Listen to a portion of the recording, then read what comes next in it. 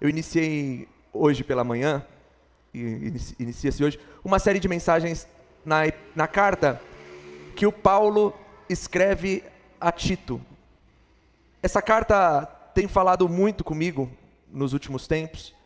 Ela tem apenas 3 capítulos e eu confesso para vocês que faz mais de um mês que eu leio e releio essa carta, porque ela tem falado muito ao meu coração, tem me ensinado muito em meio aos dias em que nós vivemos. Uma carta escrita há 2000 anos atrás tem me ensinado muito acerca dos dias que vivemos. E eu senti fortemente o desejo de poder compartilhar com vocês das coisas que eu tenho aprendido acerca dessa carta e que eu acho extremamente relevante para todos nós, como Igreja de Jesus Cristo, amém? Então convido você a embarcar comigo. Nas próximas 3 semanas, são 3 capítulos de Tito, e cada domingo nós vamos estar falando de um capítulo, e eu creio que será uma bênção, né? Hoje de manhã essa mensagem foi ministrada, os irmãos, eu tive um ótimo feedback acerca do que foi dito, né? Eu estava aqui de manhã também, a Márcia estava, o pastor Sandro também estava de manhã, e inclusive eu vou deixar claro, eu entreguei a oferta de manhã, viu, diáconos? A minha oferta eu entreguei de manhã. Eu vou revezar, um domingo eu entrego de manhã, um domingo eu entrego à noite, para os diáconos não desconfiar de mim. Porque o John deu uma de Joãozinho, me cutucou com a salva, e tipo, e aí, pastor? Dá o exemplo. Eu falei, eu vou dividir, se eu vou dar 50, vai ser 25 de manhã, 25 à noite. Tem que ser, né? O que você acha, Claudinha? Assim é melhor? Tá bom. Mas é uma maravilha estar aqui com vocês. E outro, nós estamos tendo o nosso estudo bíblico de segunda-feira e tem sido, olha, maravilhosíssimo. Não é não, Diego? Tem sido surpreendente. A gente sentou em torno da mesa na última aula, pegamos as Bíblias, abrimos, e foi algo maravilhoso. Os irmãos ficaram impactados. E eu fiz não vou falar pacto, e também não vou falar eu fiz um acordo com os irmãos que estão aprendendo a ler a Bíblia. Porque assim, eu estou olhando aqui, os que estão aqui presentes, vejo todos maduros, todos irmãos que já caminham há um tempo. De repente, na transmissão, se você está chegando agora, ainda não tem intimidade com a Bíblia, você vai entender talvez o que eu esteja falando também. Mas é uma arrogância de quem chega aqui acreditar que todo mundo que está ouvindo entende tudo. Quando abre as escrituras, esse texto aqui você já conhece. Tem gente que grita assim, eu não conheço. Tem gente que não conhece. Porque a igreja não é feita só de pessoas no mesmo nível de conhecimento. Então, ter essa sensibilidade de chegar aqui e falar de uma forma que todos possam entender é maravilhoso. Então, o meu propósito com quem está chegando, está aprendendo a ler a Bíblia, foi fazer simplesmente assim. Por exemplo, por favor, abram no Antigo Testamento, no livro de 1 Samuel. Você viu que eu falei Antigo Testamento? Às vezes as pessoas novas, elas não têm discernimento. Quando fala assim, abre aí em Filemão. A primeira pessoa fala assim, meu Deus, existe isso na Bíblia? Depois ela vai pegar e ela vai falar, onde que está Filemão? Então, é com respeito aos que estão começando a caminhar, que a partir de agora eu vou falar qual livro, se é no Antigo Testamento ou Novo Testamento, e depois eu vou falar o nome do livro, para facilitar os irmãos que estão aprendendo a manusear a Bíblia, e assim ter sensibilidade com quem está chegando, e sem ter arrogância de acreditar que todo mundo sabe tudo. Não é verdade? Não é bom assim, Carlinho? Então convido você a abrir a sua Bíblia na Nova Aliança, no Novo Testamento, no livro de Tito. No livro não, na carta de Paulo a Tito. Não é um livro, é uma carta pastoral que Paulo escreve a Tito. Eu quero compartilhar com vocês, e o tema dessas mensagens é meu filho Tito, cumprindo o chamado neste mundo. Meu filho Tito, como cumprir o chamado nesse mundo? Irmão, às vezes parece que é difícil, às vezes parece que é difícil ser crente nesse mundo. Acredito que todos nós temos aquele pensamento assim, esses tempos são os mais terríveis, esses tempos são os mais cabulosos, como é difícil se permanecer firme nestes tempos, mas eu quero dizer para você, sempre foi difícil ser cristão. Não é uma exclusividade do nosso tempo, não é uma exclusividade de agora, e nós podemos olhar isso para as Escrituras e aprendermos como sermos cristãos em meio ao mundo caído. Amém? Convido você a abrir a sua Bíblia comigo no texto de Tito, capítulo de número 1, e nós vamos fazer essa leitura. Tito, capítulo de número 1, o apóstolo Paulo vai dizer assim: eu, Paulo, escravo de Deus e apóstolo de Jesus Cristo, escrevo essa carta. Fui enviado para fortalecer a fé daqueles que Deus escolheu e para ensinar-lhes a verdade que mostra como viver uma vida de devoção. Essa verdade lhes dá a esperança da vida eterna que Deus, aquele que não mente, prometeu antes dos tempos eternos. E agora, no devido tempo, ele revelou essa mensagem que anunciamos a todos. Por ordem de Deus, nosso Salvador, fui encarregado de realizar este trabalho em favor dele. Escrevo a Tito, meu verdadeiro filho na fé que compartilhamos, que Deus, o Pai, e Cristo Jesus, nosso Salvador, lhe deem graça e paz. Deixei-o na ilha de Creta para que você completasse o trabalho e nomeasse presbíteros em cada cidade, conforme instruí. O presbítero deve ter uma vida irrepreensível, deve ser marido de uma só mulher, e seus filhos devem partilhar de sua fé e não ter fama de devassos nem rebeldes. O bispo administra a casa de Deus e, portanto, deve ter uma vida irrepreensível. Não deve ser arrogante nem briguento, não deve beber vinho em excesso, nem ser violento, nem buscar lucro desonesto. Em vez disso, deve ser hospitaleiro e amar o bem. Deve viver sabiamente, ser justo e ter uma vida de devoção e disciplina. Deve estar plenamente convicto da mensagem fiel que lhe foi ensinada, de modo que possa encorajar outros com o verdadeiro ensino e mostrar aos que se opõem aonde estão errados. Pois há muitos rebeldes que promovem conversas inúteis e enganam pessoas. Refiro-me especialmente àqueles que insistem na necessidade da circuncisão. É preciso fazê-los calar, pois, com seus ensinos falsos, têm desviado famílias inteiras da verdade. Sua motivação é obter lucro desonesto. Até mesmo um deles, um profeta nascido em Creta, disse: os cretenses são mentirosos, animais cruéis e comilões preguiçosos. Isso é verdade. Portanto, repreenda-os severamente a fim de fortalecê-los na fé. É preciso que deixem de dar ouvidos aos mitos judaicos e às ordens daqueles que se desviaram da verdade. Para os que são puros, tudo é puro, mas para os corruptos e descrentes, nada é puro, pois têm a mente e a consciência corrompidas. Afirmam que conhecem a Deus, mas o negam por seu modo de viver. São detestáveis e desobedientes, e não servem para fazer nada de bom. Senhor, eu te agradeço por tua palavra, eu te agradeço por tua bondade, te agradeço por tua misericórdia sobre as nossas vidas. Nos conduza essa noite no teu amor, na tua misericórdia, e nos ensina a viver conforme o teu querer. Amém. Irmãos, você sabe qual é a coisa mais difícil, ministerialmente falando? Olha, eu estou 15 anos nesse negócio, e eu posso dizer para você, que a coisa mais difícil no ministério é você criar uma liderança forte.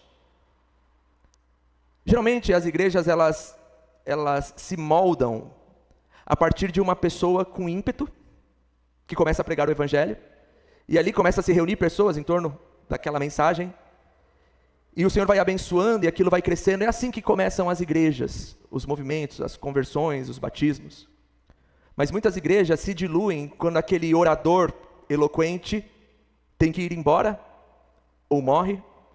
Ah, aquela igreja era boa quando o pastor Zezinho estava lá. Olha, era uma bênção, lembra do pastor fulano de tal? Meu Deus, aquilo era homem de Deus, ele teve que ir embora. A igreja se dilui. Quando a igreja é fundamentada em um homem, ela facilmente se dilui. Paulo, eu imagino poder ouvir uma pregação de Paulo, com tanto conhecimento, com tanto poder do Espírito, com tantas marcas no seu corpo por amor ao Evangelho. E depois Paulo vai e deixa um discípulo seu e fala assim, ó, vai lá. Porque a igreja tem que continuar além do Paulo. Porque o Paulo logo mais perde a cabeça, mas a igreja continuará sendo o corpo de Cristo. Esse é o maior desafio para todos nós como cristãos, que tem um chamado de Deus. Você tem um chamado de Deus. E o nosso maior objetivo na nossa caminhada, além de levar as boas novas, é fazer com que gente caminhe com a gente, para que além da gente, o evangelho permaneça. Isso é fundamental. Em todos os aspectos da igreja moderna, inclusive, é necessário prepararmos gente, para que além da gente, continue ensinando a verdade do evangelho. Por isso, o importante é a sã doutrina, a base do evangelho, a doutrina dos apóstolos. Eu acho interessante a gente olhar para a carta de Tito, porque é justamente essa a grande missão: preparar líderes para a igreja. Olha que interessante esse contexto.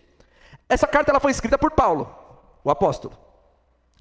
Essa carta ela foi escrita cerca de 64 anos depois de Cristo. A gente tem que, quando a gente olha esse número, 64 depois de Cristo, não é 64 anos depois que Cristo ressuscitou. Na verdade, é cerca de 30 anos depois que Cristo ressuscitou, uma média disso. Porque começa-se a contar depois de Cristo a partir do nascimento de Cristo. Amém?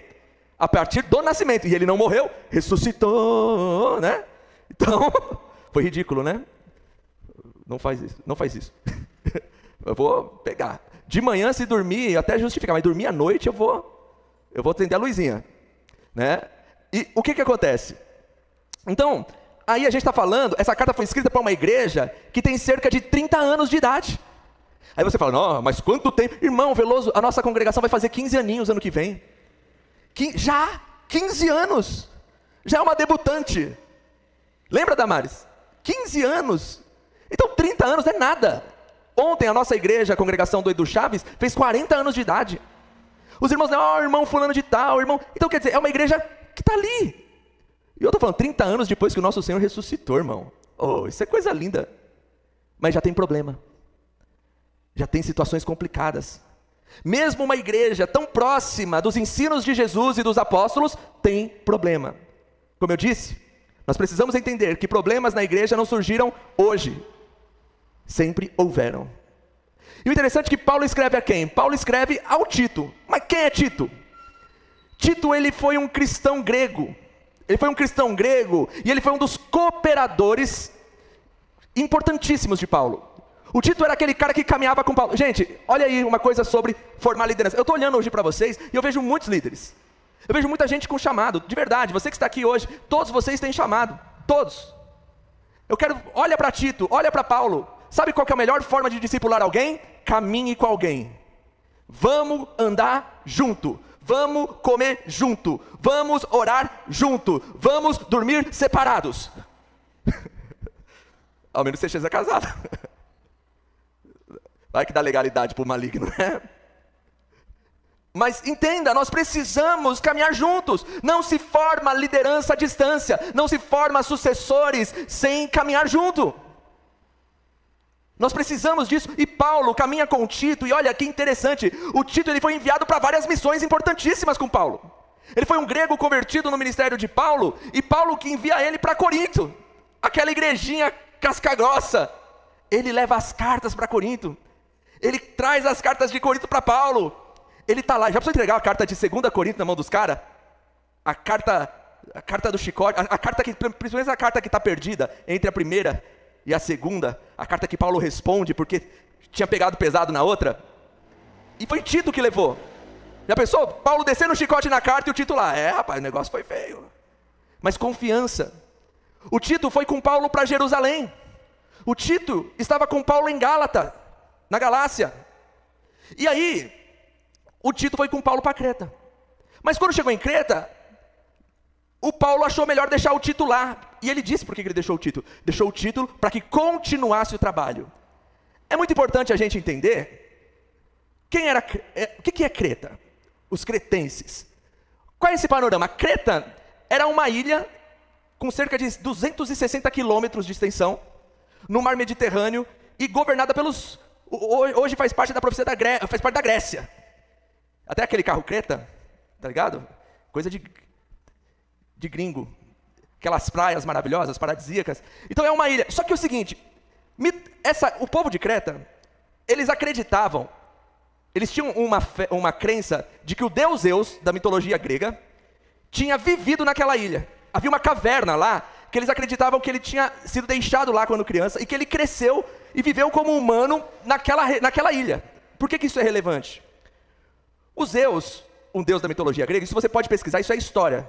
Isso não é teologia, isso é história. O Zeus, ele tinha um caráter dissimulado. Por quê? Porque o bicho era pegador.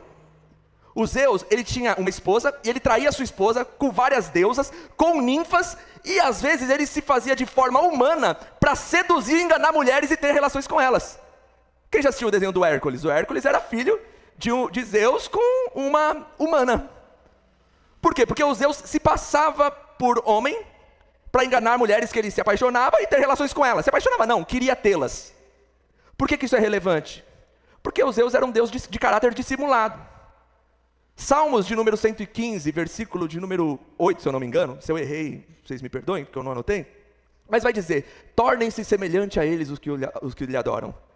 O que isso significa? Que nós nos tornamos parecidos com aquilo que nós adoramos. Amém? Sede, pois, imitadores de Deus, como filhos amados. Se adoramos a Deus, vamos ser parecidos com Deus. Se servimos em Jesus, vamos ser parecidos com Jesus. Mas se adoramos Zeus, vamos ser parecidos com Zeus. Vamos ter o caráter dissimulado dos Zeus. Vamos ser esse tipo de gente que mente, esse tipo de gente que engana, esse tipo de gente que quer o que quer e faz o que precisa fazer para ter aquilo que quer. E era esse o panorama das pessoas que criam nesse Deus. Eles eram conhecidos por ser mentirosos. Olha que coisa interessante. Havia uma palavra que os romanos usavam para se referir a mentiroso, que era cretizo. Uma das palavras que os romanos usavam para falar de mentiroso era cretizo. Você é um cretizo, que era referente, uma palavra pejorativa aos cretenses. Te comparava a um cretense. Ô seu cretense, vira pra lá, mano, tá doido? Era nessa pegada, para você ver a fama desses caras, de como eles eram depravados, mentirosos. Um próprio escritor, um filósofo, profeta e até místico deles na época, que é o Epimenides, que nomezinho. Como? Não é Epimenides, tem acento. Viu? Ouviu, classe? Vamos ler de novo. Epimênides. Aprenderam, classe?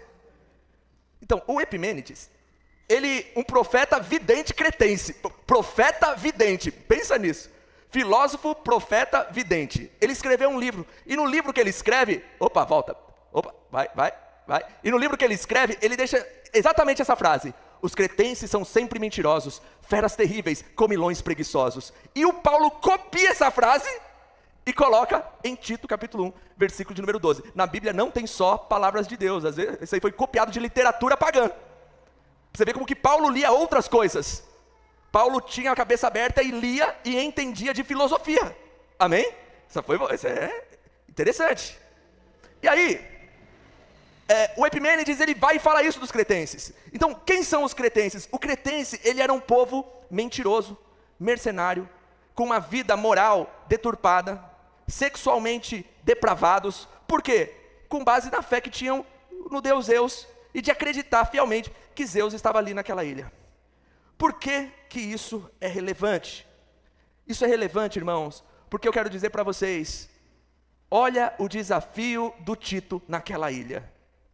Olha que grande desafio esse homem teve em direcionar uma igreja que vivia em meio a tudo isso. Deixa eu contar um fato. Atos dos Apóstolos, capítulo 2, versículo de número 11.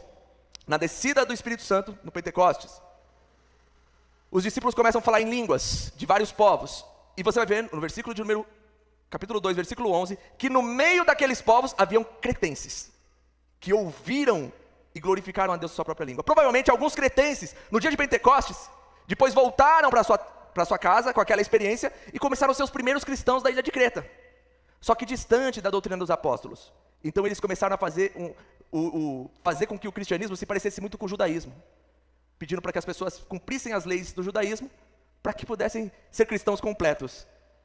Mas aí quando Paulo faz a sua viagem missionária, ele começa a pregar o evangelho da graça. Ele começa a pregar esse evangelho que está totalmente baseado na obra redentora de Jesus Cristo. E o que acontece? É necessário amadurecer essa igreja que está surgindo através da pregação de Paulo. Por isso ele deixa Tito lá, fala: Tito, tu fica aí. E institui uma liderança madura para a igreja. Você sabe uma coisa que eu penso? Antes de entrar necessariamente no que eu quero no texto. E é isso que eu tenho refletido muito esses dias. Sabe, irmãos, a ilha de Creta, ela tinha costumes mundanos, era uma influência terrível, tinha líderes que estavam influenciando de forma errada a igreja. Eu imagino que governantes e autoridades da ilha eram corruptas, só que Paulo não escreve uma carta e não deixa titular para mudar a cabeça ou para mudar a postura da sociedade de Creta. O que Paulo escreve é para que a igreja permaneça firme. Irmão, deixa eu falar uma coisa muito séria para você. Às vezes nós estamos querendo mudar o mundo, mas esquecemos de estar firme nos fundamentos de Cristo Jesus. Nós não estamos aqui. Essa mensagem não é para o presidente. Essa mensagem não é para o governador. Essa mensagem não é para o delegado, para o policial que não crê no Senhor Jesus. Essa mensagem é para a igreja. Quem tem que estar firme é a igreja. Os mandamentos do Senhor é para a igreja. A igreja está no mundo. A igreja está no mundo, mas é governada por Jesus Cristo, irmão. Se a liderança do mundo é corrupta, a da igreja não pode ser. Se a perspectiva do mundo é que o casamento não é para a vida inteira, a igreja não pode ser. A igreja tem a sua visão, e a sua visão é Cristo. Você vê que Ilha imagina estar neste lugar, a influência que é viver nesse lugar. Mas Paulo permanece firme dizendo, olha, as autoridades dessa igreja podem ser, as autoridades dessa ilha podem ser bagunçadas, as pessoas que moram nessa ilha podem ser bagunçadas, mas a igreja não. A igreja tem que ter um fundamento. E olha que interessante, o Paulo ele começa essa carta com uma saudação. Os 4 primeiros versículos, Paulo ele vem saudando o Tito. E eu acho maravilhoso o versículo de número 1, que ele vai dizendo assim, ó, eu, Paulo, escravo, ou em outras versões, servo de Deus. Quer dizer, eu me submeto a um. Eu vivo a vontade de um, e não é a minha, e não é a do imperador, e não é de Roma, e não é de ninguém. Eu vivo com base naquilo que o Senhor diz. Isso é maravilhoso. Eu sirvo a um Senhor, o Deus Todo-Poderoso. E Ele me enviou. Foi Ele que me enviou. E eu sou enviado por Jesus Cristo.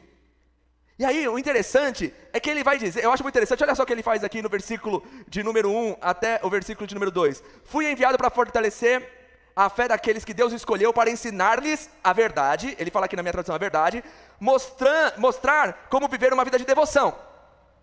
Essa verdade, segunda vez que ele fala, lhes dá esperança da vida eterna, que Deus, aquele que não mente. Você vê que em 2 versículos ele fala 2 vezes sobre verdade, ele fala de um Deus que não mente. Ele já está claramente aqui trazendo uma coisa do costume do Deus da ilha. Olha, o Zeus mente. O Zeus, ele é dissimulado. O Zeus, você não pode confiar naquilo que ele fala. Mas o Deus que eu creio, o Deus que você crê, ele é o Deus da verdade.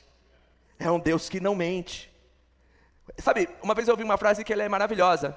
Não se rouba uma vela para ler a Bíblia. Sabe, não se rouba uma vela para ler a Bíblia. Sabe por quê? Porque o nosso Deus é o Deus da verdade. E não faz acordo com a mentira. Nós não precisamos de experiências falsas. Nós não precisamos de movimentos falsos. Nós não precisamos de artimanhas marqueteiras para a igreja. Nós precisamos da verdade do Evangelho. Nós precisamos da verdade. É a verdade que liberta, é a verdade que salva, é a verdade que nos guia. Aleluia. Quantas histórias a gente já não viu de testemunho falso? Lembra? Irmão, quantas pessoas eu já não ri, eu nem crente era, mas eu não reuni em torno, deixa eu lembrar que carro que meu pai tinha um Chevette, e tinha um toca CD no Chevette, e tinha um CD do testemunho do Guina, Ex-Racionais. Quem já não viu o testemunho do Guina, Ex-Racionais? Já ouviu? O cara tinha levado não sei quantos tiros, ressuscitado não sei quantas vezes, tinha uma velhinha que evangelizava ele, que ele já tinha quebrado os dentes da boca da velha. O cara era o Highlander, mano, o cara era o bichão. Já não viu? O bruxo, tio Chico, o bruxo tio Chico, já fez sacrifício para Xuxa, sacrifício para todo mundo. Irmão, é disso que o púlpito precisa? De historinhas? Para depois dizer, mas se converteram um monte. Não, porque se é para se converter na mentira, é melhor que não se converta, porque o nosso Deus é um Deus da verdade, e Ele promete a verdade, e Ele é fundamentado na verdade. Aleluia! Não precisa de historinha para vir para Jesus, precisa da verdade. Aleluia! E olha isso que interessante nessa apresentação, que ele faz esse confronto e fala assim, é um Deus, na verdade ele fez uma promessa, e essa promessa já se cumpriu, e eu estou revelando essa promessa, a salvação veio, a salvação está em Cristo Jesus, e eu trabalho nisso, o nosso trabalho é isso, arduamente nisso, pregar o Evangelho. Tem uma coisa que é muito maravilhosa, que ele vai dizer, ele olha para o Tito, e ele vai lembrar o que Tito veio fazer. Versículo de número 5, ele vai dizer assim, deixei-o na ilha de Creta, para que você complete o trabalho e nomeasse presbíteros. Sabe por que eu acho isso relevante? Irmãos, às vezes nós esquecemos porque fomos chamados. E Paulo está lembrando Tito, você tem uma missão. Você tem um propósito, você tem um chamado. É necessário que você viva o chamado que eu estabeleci para você. Irmão, às vezes nós estamos perdidos, como se nós esquecêssemos aquilo que nós viemos fazer aqui. Eu me lembro há 15 anos atrás, naquele salãozinho lá, e daqui, talvez presente, só estava a Damares, a Márcia, né, claro. Naquele salãozinho, há 15 anos atrás ali do lado, quando foi o primeiro culto, e o propósito ali estabelecido era que possamos pregar o evangelho da verdade para Haroldo Veloso, Seró, de todas as circunvizinhanças. E é esse o projeto, é esse o propósito, é esse o chamado de Deus, e nós precisamos continuamente lembrar disso. Há um propósito, há um chamado, há uma missão, não podemos esquecer disso. Porque quando nos esquecemos da missão, nós desfalecemos e permitimos que as coisas ao redor nos traguem. Amém? Olha que coisa interessante. Primeira coisa que o Paulo vai falar aqui, depois da saudação, é que a importância de levantar líderes para a igreja. Gente, a igreja está militando para levantar líderes para o mundo, pelo amor de Deus. A igreja estabelece líderes para a igreja e não para o mundo. Você está entendendo o que eu estou falando? Nós nos dividimos, guerreamos, dividimos igrejas para levantar homens, acreditando que esses homens cuidarão dos interesses da igreja, pelo amor de Deus. Homens dissimulados, homens mentirosos, homens que estão ali por causa de interesses humanos e que não vão fazer nada. A igreja precisa se preocupar com a igreja. Olha o que Paulo está falando. Paulo ele vai dizer assim, ó, olha Tito, é o seguinte, você precisa levantar presbíteros, e o presbítero precisa ter uma vida irrepreensível. Quantos conchavos a gente não acaba fazendo com gente por causa de poder? A liderança da igreja, ela deve ser irrepreensível. A liderança da igreja, ela deve, o presbítero, ele deve ser marido de uma só mulher. Ufa, aqui ninguém é casado com duas, né? Ah, que alívio. Mas também está isso aqui relacionado ao adultério. Seja fiel à tua mulher. Dedique-se a ela. Cuide dos seus filhos. Sabe o que eu acho interessante? Que quando nós lemos as características que o Paulo coloca aqui sobre como deve ser a liderança da igreja, em nenhum momento ele vai dizer que ele deve ser cheio do Espírito e faça revelações. Ele vai ser bom na hora de tirar ofertas. Ele vai ser bom administrador das coisas para construir bons prédios. Não. O que Paulo frisa é que uma boa liderança tem que ter um bom caráter. Caráter. Quando nós olhamos para essas características, o caráter é fundamental. É um caráter, e aí é interessante que é um caráter tão irrepreensível, que essa pessoa ela não deve ser arrogante, não deve ser briguenta, não deve beber vinho em excesso, não pode ser violento, não pode buscar lucros desonestos. Irmãos, nesse tempo de igreja, olha, eu estou olhando para vocês aqui, ó, tem gente que está na igreja antes de mim. Quantas vezes a gente já não viu gente que está à frente da igreja, ou que toma a palavra na igreja, e fala assim, a pessoa olha e fala assim, olha, não vale nada, mas quando Deus usa, irmão. Quem já viu esse tipo de frase, levanta a mão? Eu já vi. Que tem que trair a esposa, mas quando é pegado, Deus usa quem quer. Irmão, para! Não é essa a liderança que Deus estabelece para a igreja. Essa é a liderança dos cretinos. Eu ia colocar o nome dessa série de mensagens de Uma Igreja em Meio aos Cretinos, por causa dos cretenses. Mas é a verdade. Irmãos, nós nos tornamos parecidos com aquilo que seguimos. O Paulo ele vai dizer que melhor do que eloquência é caráter. E que o estilo de vida que vivemos revela o nosso caráter. Tem gente que dá glória a Deus, diz Senhor, Senhor, em seu nome expulsamos demônios, em seu nome fizemos maravilhas. Jesus diz isso, Mateus capítulo de número 7. Só que naquele dia Jesus vai dizer assim, ei, aparta de mim vocês que praticam iniquidade. Eu nunca vos conheci. Quer dizer, não é o que a tua boca fala, mas é o seu estilo de vida que define o que você crê. Amém? Isso é importantíssimo. Sabe por quê? Porque essa liderança que é estabelecida, e essa visão de liderança que é estabelecida, é importante ser um exemplo prático de fé. Deve ser hospitaleiro. Irmãos, quantos líderes você não vê de igreja que quer morar quilômetros de distância do bairro da igreja, para não ter que servir um café por irmão? Já viu isso? Uma liderança que não é envolvida com o corpo. Isso não funciona. Nós devemos caminhar juntos. Sabe, caráter é fundamental para a igreja. E o interessante é que a gente está falando de caráter em uma ilha sem caráter. Em uma ilha dissimulada. O que eu quero frisar? Pouco importa os costumes que o mundo está vivendo ao nosso redor. Nós vivemos os padrões das Escrituras. O nosso caráter não é moldar. Se o divórcio é algo normal, se o sexo fora do casamento é algo normal, se lucrar de forma irregular é normal, isso para nós não é. E nunca será. Porque não é como eles caminham, é como nós caminhamos. Você sabe, irmão, na Segunda Guerra Mundial, houve um serviço de capelania muito grande mesmo, onde padres e capelões e homens de Deus, eles foram para o fronte de batalha para ajudar os soldados que estavam ali de uma forma terrível. Só que uma das estratégias que eles usaram, que alguns padres, alguns usavam, era assim, carregar com eles cigarro e uísque. E quando eles tinham uma roda de soldados, para os soldados se abrirem, ele já chegava fumando um cigarro e oferecendo um uísque e tomando com eles ali. Para eles se sentirem um pouco mais acolhidos, para eles se sentirem um pouco mais abertos à palavra. Isso funcionou com muitos corações, acolheu muitas pessoas. Mas depois disso, houve um índice muito alto de padres e ministros capelões viciados em cigarro e alcoólatras. Irmão, aí a gente usa aquele texto bíblico, não, me fiz de louco para os loucos. Não, para. O mundo vai admirar a gente por causa da nossa postura santa e não por nos igualar a eles. Não é assim? É assim que deve ser. É a nossa postura que é reflexo do Senhor. Então o líder da igreja, e aí eu quero colocar um parênteses. Aí de repente você só está falando assim, só está pensando no seu pastor, só está pensando no seu líder. Mas a gente adora dizer que, principalmente nós homens, somos sacerdotes do lar, né? Então, pois bem, que tipo de líder você tem sido na sua casa? Que tipo de gente as pessoas têm visto em você? Como um líder na empresa? Como um líder na sua casa? Como um pai, como uma mãe? Como uma irmã mais velha? Que tipo de gente as pessoas olham em você?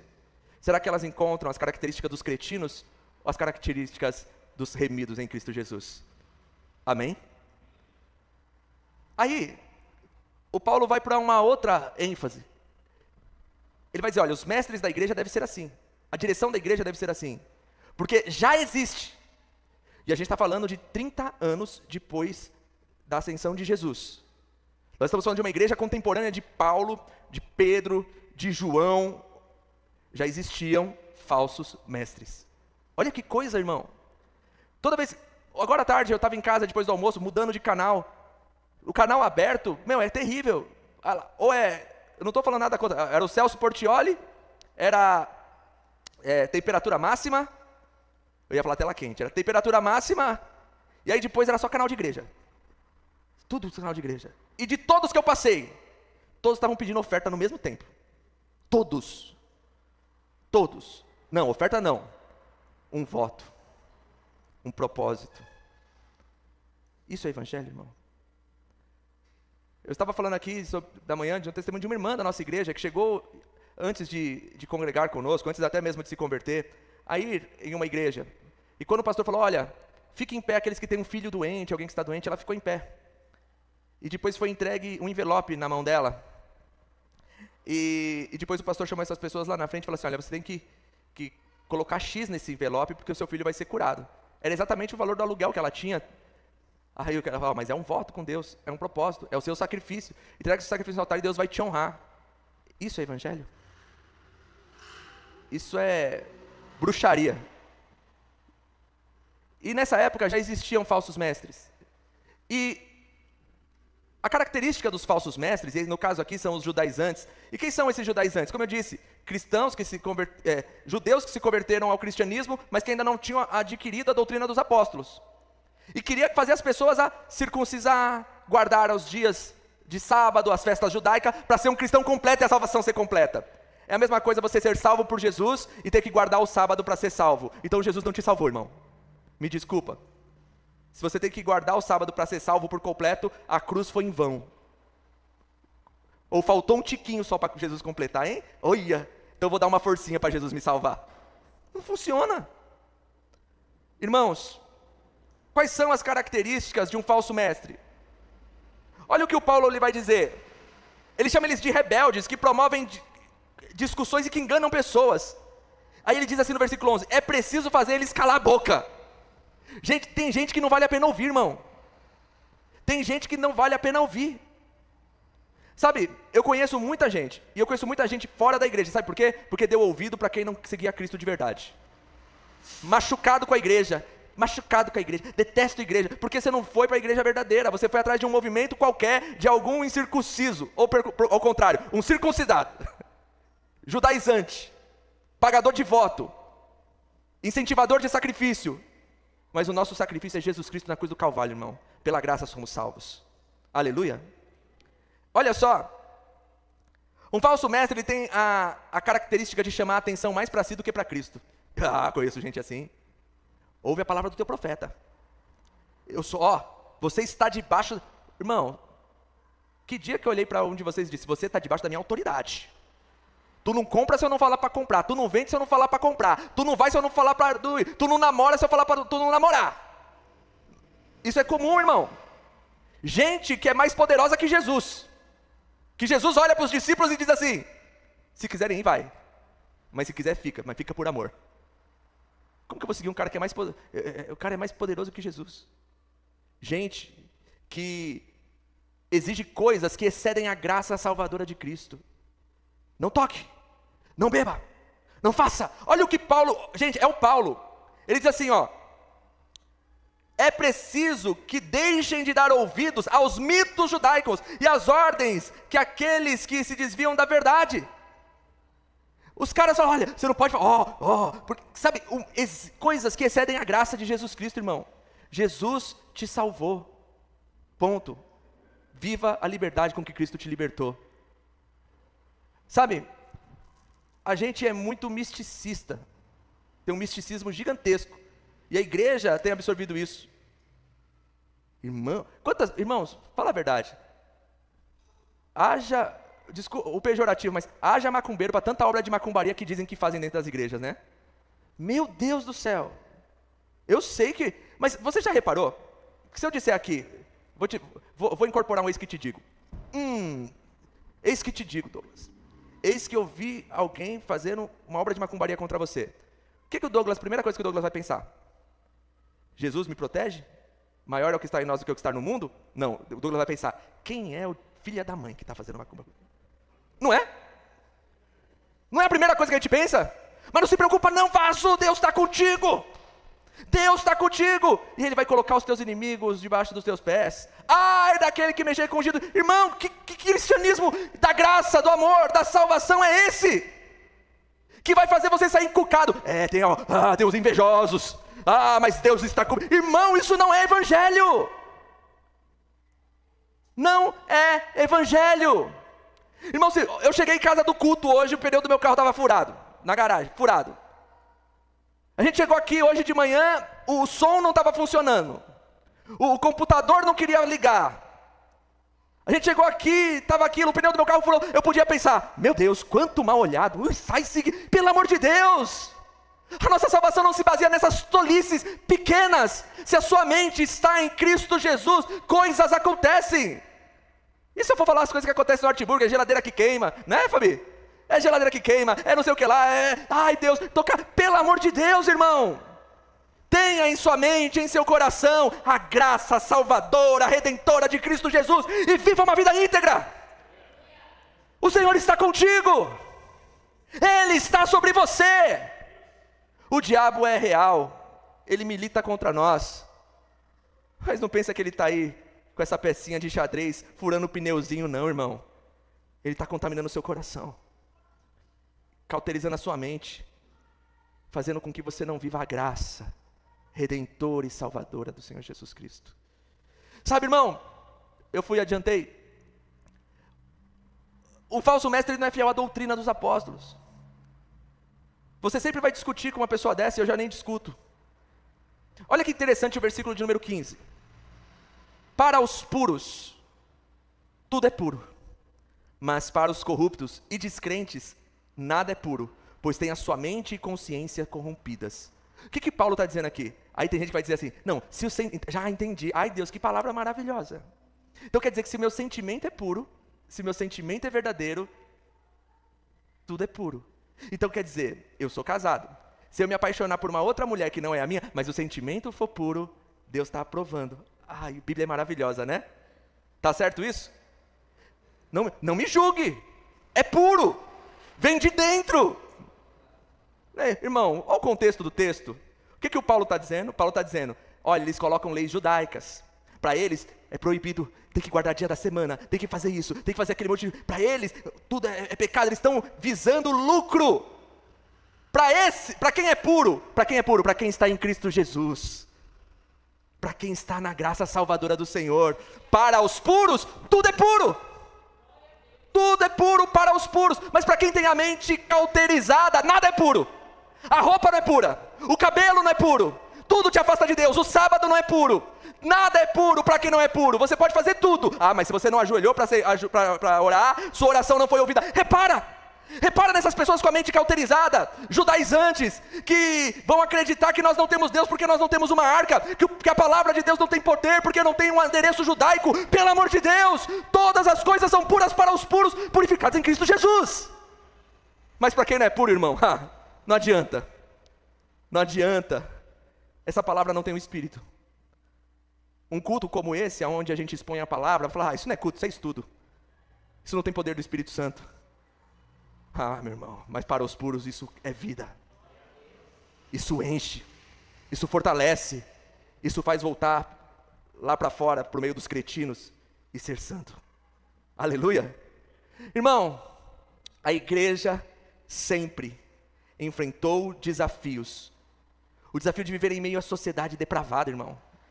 Quando a gente olha tudo que a gente está vendo, é igual Salomão fala, não tem nada de novo debaixo do céu, irmão. Tudo que já aconteceu já foi, e vai se repetir de novo. A gente olha e parece que esse tempo que nós estamos vivendo é um tempo insuportável e que não dá para ser cristão. Mas eu olho para o Tito, eu olho para o Paulo e falo, dá sim, dá para servir ao Senhor em meio a uma sociedade idólatra, dá para servir ao Senhor em meio a uma sociedade corrompida, dá para servir ao Senhor em meio a um mundo cretino. Sabe por quê? Porque eu não vivo conforme o mundo, eu vivo conforme a doutrina de Cristo. Eu vivo conforme a sã doutrina de Cristo, e é ela que eu guardo, é ela que eu vivo, é ela que me move, e as minhas ações não podem ser comparadas às ações dos cretinos. Eu vou usar essa palavra e você está entendendo. Eu não vou, eu podia falar cretense, mas eu quero falar cretino, que é legal. Pensa,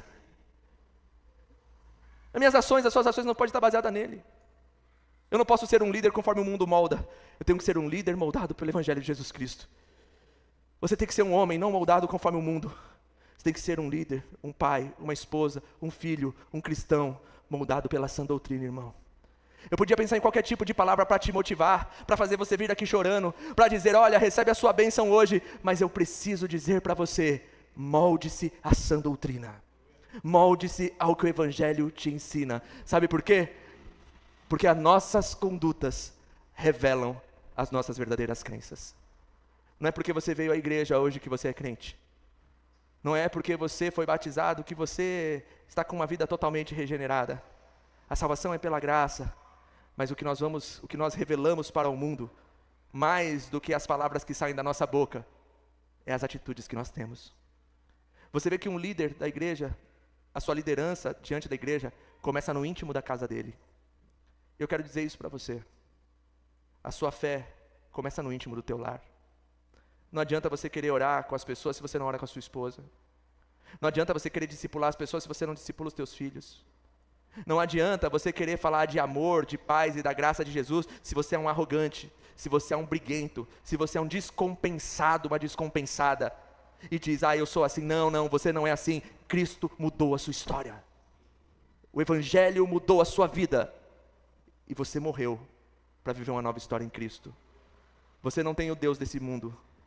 Você tem o Deus que não mente, o Deus da verdade, aquele que revelou a salvação e cumpriu em Cristo Jesus para as nossas vidas.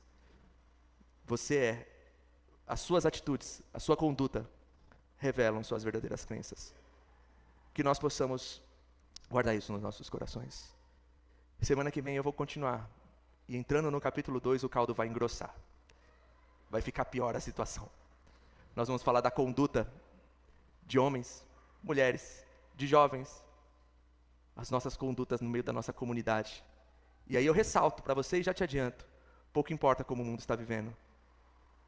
É em Cristo a nossa base de vida. Aleluia. Feche os seus olhos, vamos orar. Senhor Jesus, eu te agradeço por sua misericórdia e graça. Eu te agradeço pelo teu Espírito Santo, por tua bondade, por tua graça. Senhor, perdoa as minhas falhas, as minhas fraquezas, as minhas limitações, mas me conduza na tua verdade. E a tua verdade é a tua palavra. Senhor, encha-me com teu Espírito Santo e me ajuda a viver uma vida íntegra e digna, Senhor, de dizer que sou teu filho. Pai, esse mundo está perdido. É um mundo idólatra, é um mundo com um Deus que absorve e vive conforme, as pessoas vivem conforme ao Deus desse mundo. Mas nós vivemos com base no Senhor e na tua palavra. Ajude-nos a analisar as nossas ações e, mais do que tudo, olhar para dentro ao invés de ficar olhando para fora. Para que o que está fora possa olhar o que está dentro e assim ser convencido de que o que vivemos é verdade. Não adianta querer convertermos o mundo se nós mesmos ainda não estamos convertidos. Te agradeço, Jesus. Queremos guardar a tua palavra em nossos corações e queremos que o Senhor nos use para revelar a tua bondade e o teu amor por onde quer que nós formos. Em nome do Senhor Jesus. Amém. Quero te convidar a orar uma canção. A tua palavra escondi, guardada no meu coração, pra eu não pecar contra ti, Senhor. O quê? A tua palavra escondi, minhas vestes do sangue lavei, e das tuas águas bebi. Para ser uma oferta? Para ser uma oferta agradável a ti, minha vida a ti consagrei. Meus dons e talentos, meus dons e talentos são pra te servir. Meus dons preciosos são ter. Não vejo razão na minha vida sem ti. Tu és meu Senhor e meu Deus. Assim como o fogo refina o ouro, vem tua obra em mim completar, até que o mundo possa ver tua glória em meu rosto. Vamos cantar junto? A tua palavra escondi. Cante. A tua palavra escondi, guardada no meu coração, pra eu não pecar contra ti, Senhor. A tua palavra escondi, minhas vestes do sangue lavei, e das tuas águas bebi, pra ser uma oferta agradável a ti, minha vida a ti consagrei. Meus dons e talentos são pra te servir, meus dons preciosos são teus. Não vejo razão da minha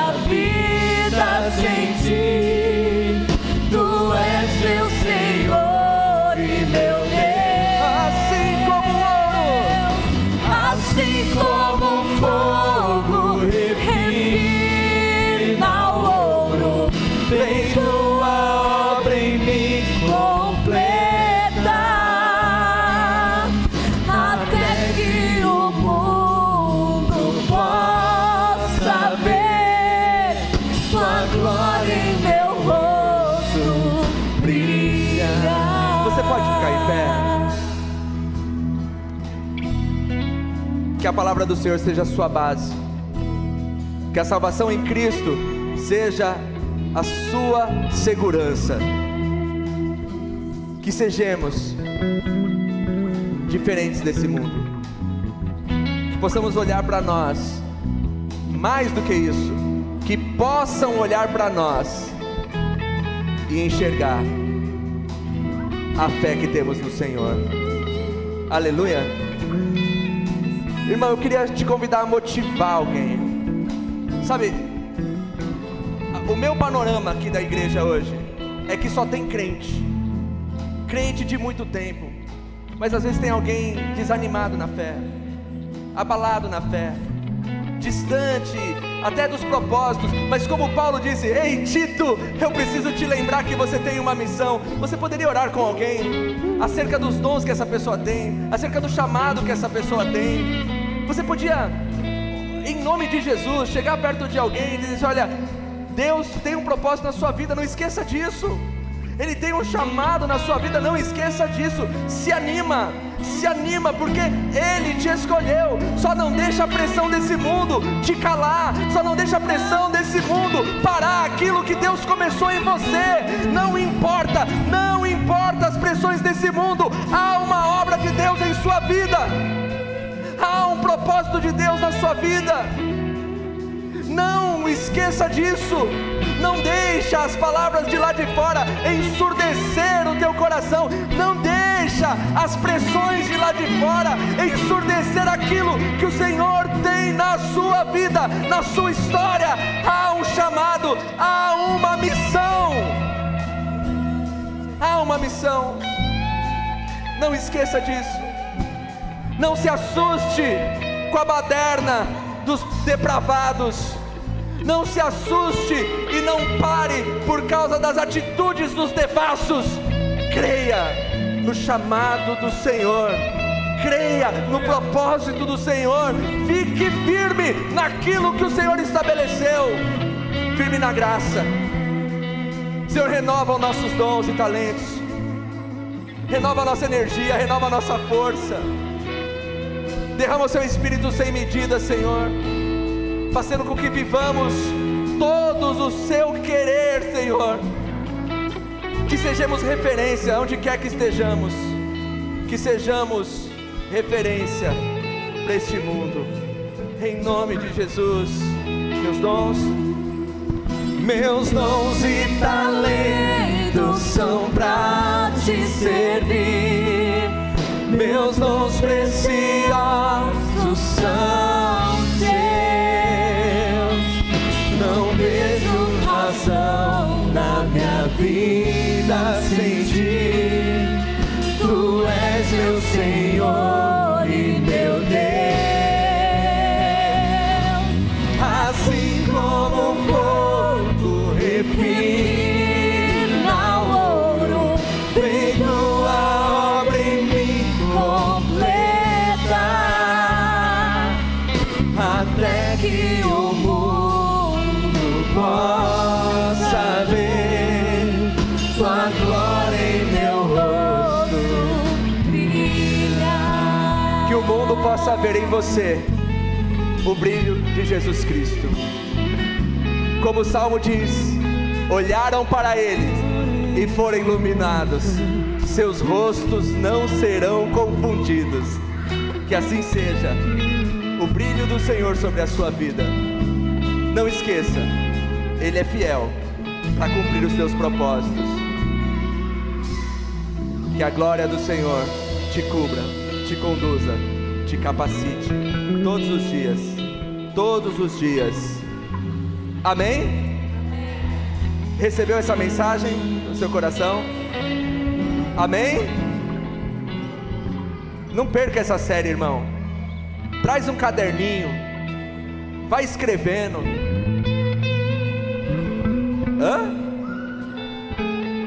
Manda no WhatsApp. O Paulo, você quer as minhas anotações, né? Tá igual o pessoal da mídia, né? Mas que bom, que o Senhor te abençoe. Edificou sua vida essa noite? Glória a Deus. Obrigado, Senhor, por essa noite. Obrigado por sua misericórdia e graça. Obrigado por essa celebração, obrigado pelo Teu Espírito Santo, obrigado por Tua vida em nossa vida.